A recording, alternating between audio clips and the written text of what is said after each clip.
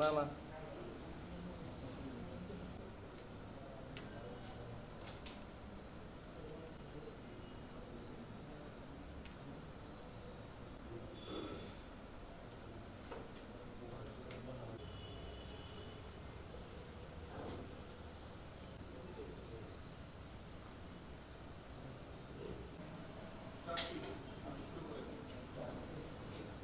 আমাদের ঈদগাহ আদর্শ উচ্চ বিদ্যালয়ে যে সমস্ত বদনাম করতেছে আমরা তাদের বিরুদ্ধে কথা বলার জন্য আসছি।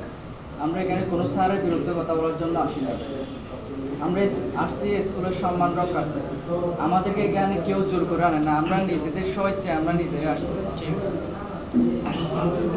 আমাদের নিজেদের ইচ্ছায় আমরা গেছি। ম্যাম আমাদেরকে পারমিশন শুধু দেন, আমরা নিজেদের ইচ্ছায় আমরা নিজেরাই যারা পারি, আমরা প্রথমে যারা পারে তারাই আগে আমরা নেমে গেছি, এরপর যারা আসছে এরপর তারা আসছে। আমরা স্কুলের পক্ষে আছি। আজ আমি অত্যন্ত ভারাক্রান্ত মন নিয়ে আপনাদের সামনে উপস্থিত হয়েছি।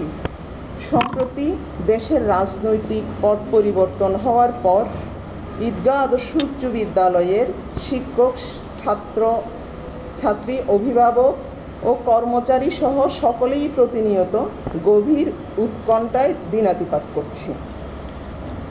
প্রিয় সাংবাদিকবৃন্দ, আমি 1995 সালের নভেম্বরের 1 তারিখে ঈদগাহ আদর্শ উচ্চ বিদ্যালয়ে সহকারী শিক্ষক হিসেবে যোগদান করি। 2007 সালে সহকারী প্রধান শিক্ষক হয়ে পরবর্তীতে 2010 সালে ভারপ্রাপ্ত প্রধান শিক্ষক ও 2016 সালে প্রধান শিক্ষক হিসেবে কর্মরত আছি। প্রধান শিক্ষক হিসেবে দায়িত্ব নেওয়ার পর থেকে স্কুলের একাডেমিক সাইডের ক্রমান্বয়ে উন্নয়ন করার চেষ্টা চালিয়ে যাচ্ছি। বিশেষ করে বিদ্যালয়ে শিক্ষার্থী ভর্তির হার বৃদ্ধি, জেএসসি এসএসসি পরীক্ষার ফলাফলে মান বৃদ্ধি সহ খেলাধুলা ও সাংস্কৃতিক কর্মকাণ্ডে অংশগ্রহণ করে উপজেলা ও জেলা পর্যায়ে শিক্ষার্থীরা গৌরব অর্জন করেছে। কি চাচ্ছে এটা আমার কাছেও বোধগম্য না। গত রবিবারে তা একটা প্রাক্তন শিক্ষার্থীদের থেকে 28টা দাবি নিয়ে আমার দপ্তরে এসেছিলেন প্রাক্তন শিক্ষার্থী। তারা তাদের 28টা দাবি দিয়েছে। 28টা দাবির প্রেক্ষিতে তারা এই দাবিগুলো মেনে নেওয়া না হলে 29 নম্বরে বলেছে আমাকে পদত্যাগ করতে হবে। তাদের দাবিগুলো আমি দেখলাম, এগুলো দেখে তাদের সাথে কথা বলে আমি তাদের সকল দাবি মেনে নিয়েছি এবং বলেছি আমাকে 3-4 দিন সময় দাও, যেগুলো আমার দ্রুত করার কথা এগুলো আমি করে উপস্থাপন করব। সোমবারে না, ওখান থেকে তারা সন্তুষ্টি হয়ে চলে গেছে। ওখানে বলেছে আমরা ম্যাডামের কথায় খুব সন্তুষ্ট।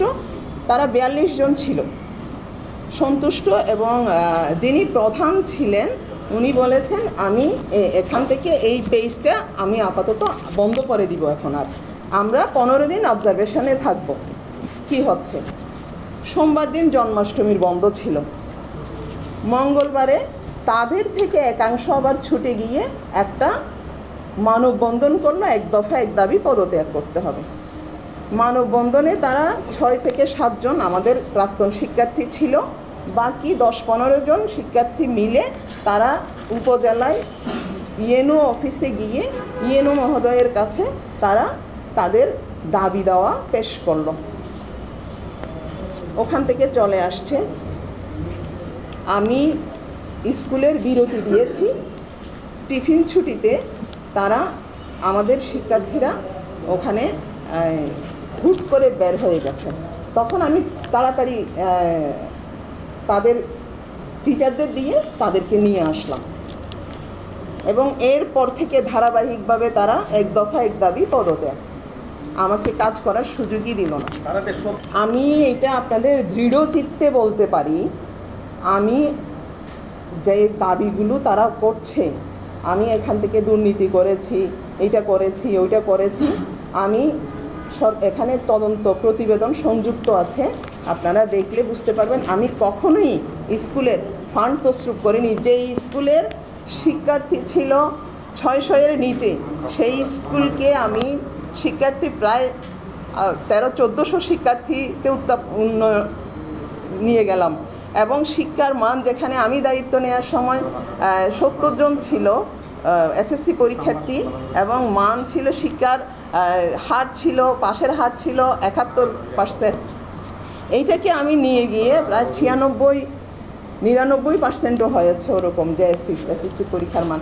তো এটা আমার একার প্রচেষ্টা না, এটা আমরা শিক্ষকদের একটা সমন্বিত প্রচেষ্টায় এটা সম্ভব হয়েছে।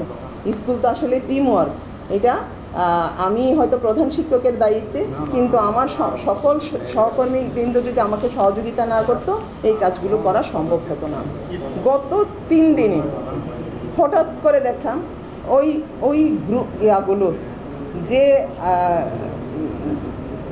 আছে আপনার যে অভিযোগকারীগণ, তারা ওখানে প্রভাব বিস্তার করে কিছু শিক্ষককে তাদের গ্রুপে নিয়ে গিয়ে কিছু শিক্ষার্থীর, যেমন ওখানে আছে আমার শিক্ষক আশিকুর রহমান, আব্দুল খালেক, ওরা 9ম শ্রেণীর শ্রেণী শিক্ষক, তারা প্রাইভেট পড়ায়। এই সব শিক্ষার্থীদের দিয়ে তারা এই গ্রুপিংটা তৈরি করেছে। আসলে শিক্ষার্থীর কিছু অংশ 9ম শ্রেণীর এবং 7ম শ্রেণীর, যেখানে আমাদের শিক্ষকদের সন্তান আছে, তাদের মাধ্যমে কিছু শিক্ষার্থী ওখানে যুক্ত হয়েছে। অফিস কার্যক্রমে এই পর্যন্ত আমার সমস্যা হয়নি, আগামী দিন কি হয় জানি না, কিন্তু এই পর্যন্ত আমার অফিস কার্যক্রমে এই পর্যন্ত সমস্যা হয়নি। শঙ্কা প্রকাশ করছি, তারা হুমকি দমকি দিচ্ছে বিভিন্ন মাধ্যমে, এটাই।